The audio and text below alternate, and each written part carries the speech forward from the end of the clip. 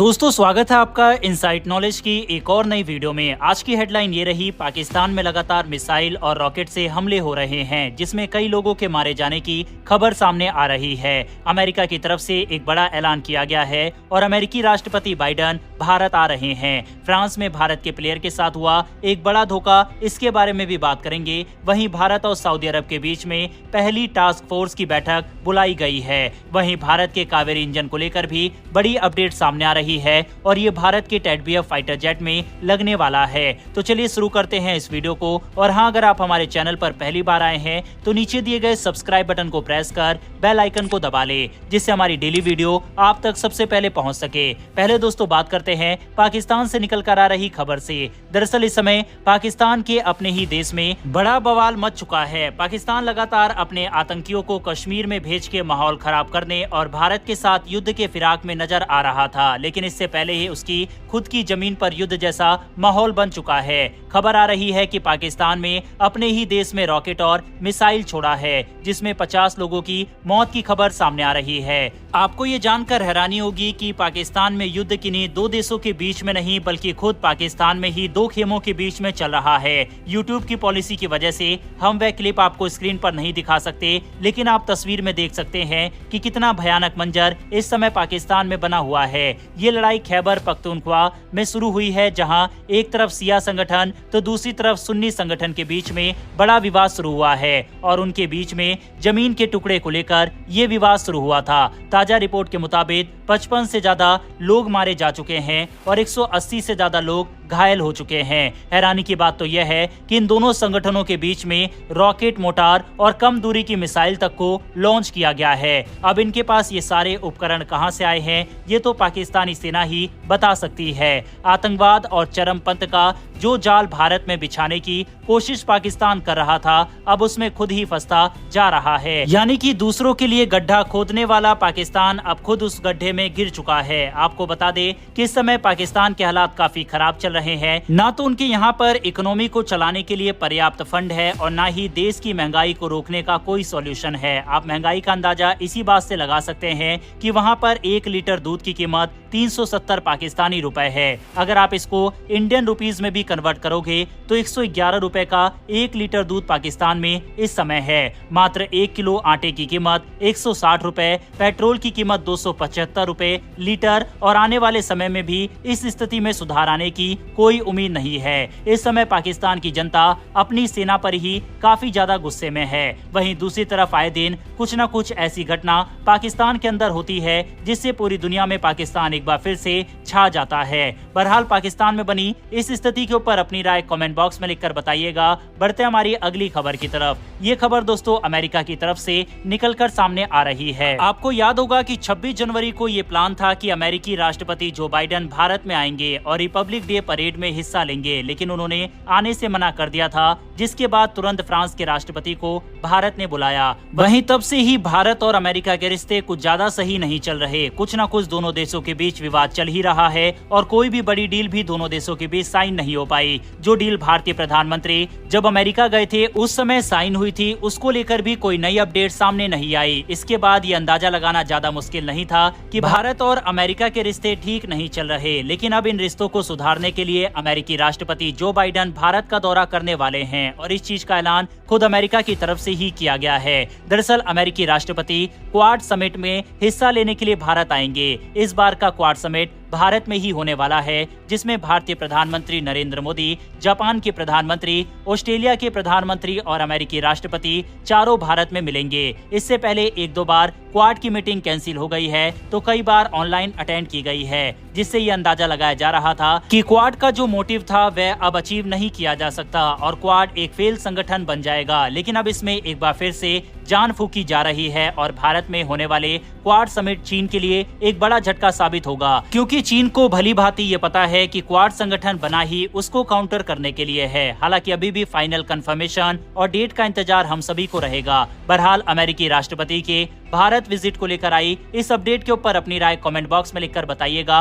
बढ़ते हमारी अगली खबर की तरफ। यह खबर दोस्तों भारत और सऊदी अरब के बीच हुई एक हाई लेवल मीटिंग को लेकर है। दरअसल पिछले 1-2 सालों में भारत और सऊदी अरब काफी करीब आए हैं। इसके बावजूद कि भारत सऊदी अरब से तेल की खरीद को कम कर रहा है और सऊदी अरब की बजाय रूस से ज्यादा तेल खरीद रहा है। लेकिन उसके बावजूद भी भारत और सऊदी के बीच रिलेशन मजबूत ही हो रहे हैं। अभी इसी साल भारत और सऊदी अरब के बीच में पहला सैन्य अभ्यास भी किया गया था। इससे पहले दोनों देशों के बीच कभी भी सैन्य अभ्यास नहीं हुआ था। सऊदी अरब हमेशा से ही सैन्य मामले में पाकिस्तान पर भरोसा करता आया है और अभ्यास वगैरह भी उसके साथ ही होता था।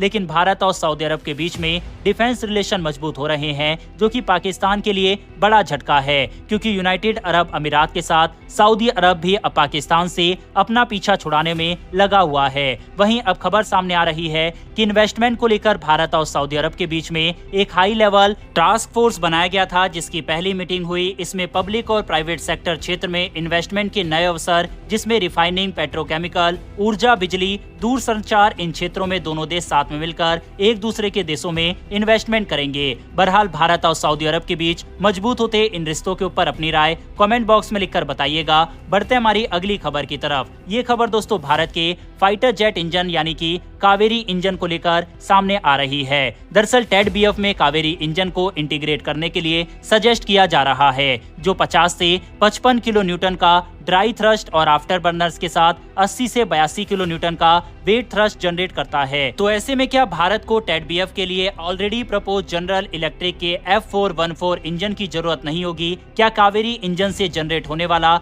पावर टेड-बीएफ के लिए सफिशिएंट होगा? तो चलिए इसे समझते हैं। दरअसल टेड-बीएफ भारतीय नौसेना का एक एम्बिशियस फाइटर जेट प्रोग्राम है। टेड-बीएफ का मतलब है twin engine deck based fighter jet, जिस पर करीब 14,000 करोड़ रुपए की इन्वेस्टमेंट की गई है और इसे आडा यानी कि एरोनॉटिकल डेवलपमेंट एजेंसी द्वारा डेवलप किया जा रहा है। आज से करीब 10 दिन पहले ये खबर आई थी कि इसका क्रिटिकल डिजाइन फेज कंप्लीट होने वाला है। टाइमलाइन के हिसाब से इसकी फर्स्ट फ्लाइट 2026 में की जानी थी, लेकिन हमारे सभी प्रोग्राम की तरह ये प्रोग्राम भी 3 साल की देरी से चल रहा है because of some technical issues. तो अब इसकी फर्स्ट फ्लाइट हमें 2029 को ही देखने को मिलेगी। वहीं अभी टेड-बीएफ के लिए प्रपोज जनरल इलेक्ट्रिक का F414 इंजन 98 किलो न्यूटन का वेट थ्रस्ट प्रोड्यूस करता है, यानी कि आफ्टर बर्नर के साथ इसके द्वारा प्रोड्यूस किए जाने वाला थ्रस्ट कावेरी इंजन के थ्रस्ट से ज्यादा है।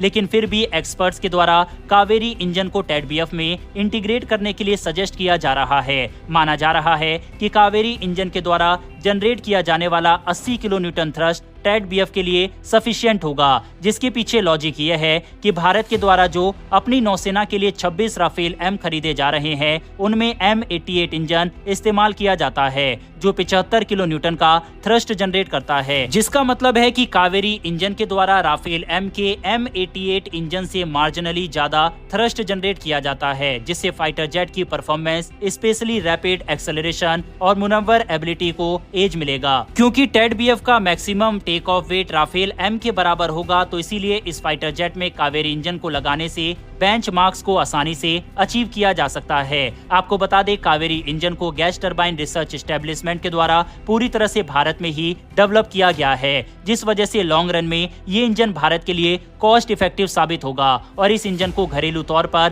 प्रोड्यूस किए जाने से इसकी सभी क्रिटिकल एस्पेक्ट्स पर पूरा भारत का कंट्रोल होगा। जबकि वहीं दूसरी तरफ जनरल इलेक्ट्रिक के F414 इंजन की डिलीवरी, स्पेयर पार्ट्स और अपग्रेड्स के लिए भारत को हमेशा ही अमेरिका पर निर्भर रहना होगा। बहरहाल क्या आपको लगता है कि भारत को F414 इंजन की जगह कावेरी इंजन को ही टेड-बीएफ में कम से कम लगाना चाहिए, या भारत का ये फैसला गलत साबित हो सकता है और हमें अमेरिकी इंजन के साथ ही जाना चाहिए? इस पर अपनी राय कमेंट बॉक्स में लिखकर बताइएगा। बढ़ते हमारी आज की अंतिम खबर की तरफ। ये खबर दोस्तों फ्रांस से निकलकर सामने आ रही है। सबसे पहले भारत ने अपना दूसरा मेडल जीत लिया है और सरबजोत और मनु भाकर के साथ पूरे देश को इसकी ढेर सारी बधाई। साथ ही मनु भाकर पहली इंडियन बन चुकी है जो कि एक ही ओलंपिक में 2 मेडल जीत चुकी है। वहीं आपको बता दें, मनु भाकर का जो मेन इवेंट है 25 मीटर पिस्टल अभी रह रहा है, यानी कि हम एक और बड़े मेडल की एक्सपेक्टेशन मनु भाकर से कर सकते हैं और ये पूरी तरह से संभव है कि इस बार कलर चेंज होकर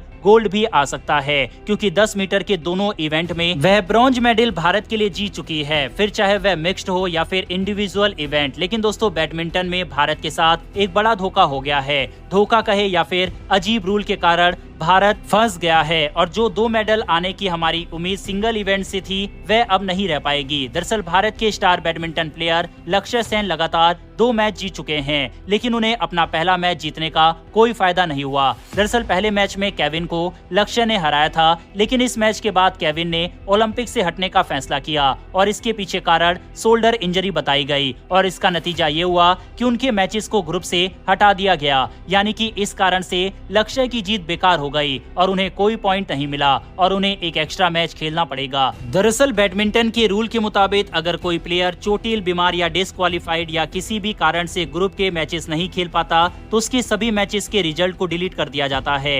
यही नियम लक्ष्य सेन के लिए मुसीबत बन गया है। अब उनका मुकाबला इंडोनेशियन प्लेयर के साथ होगा जो कि वर्ल्ड नंबर 3 है और आज तक एक ही मैच लक्ष्य ने उन्हें हराया है, जबकि 4 मैच उनसे हारे हैं। लेकिन इसमें एक और बड़ा ट्विस्ट यह है कि अगर मान लो कि लक्ष्य सेन इंडोनेशियन प्लेयर से जीत भी जाते हैं तो उनका अगला राउंड में मैच भारत के ही प्लेयर HS प्रणॉय से होगा और दोनों में से टॉप 8 में कोई एक ही जा पाएगा। बहरहाल बैडमिंटन के इस रूल पर आपकी क्या राय है, कमेंट बॉक्स में लिखकर जरूर बताइएगा। अगर आपने इस वीडियो को यहाँ तक देखा है तो वीडियो को लाइक करके हमारी आने वाली डेली ऐसी वीडियो के लिए चैनल को सब्सक्राइब कर बेल नोटिफिकेशन अवश्य दबा लें। फिर मिलेंगे ऐसी एक नई वीडियो के साथ। धन्यवाद। जय हिंद।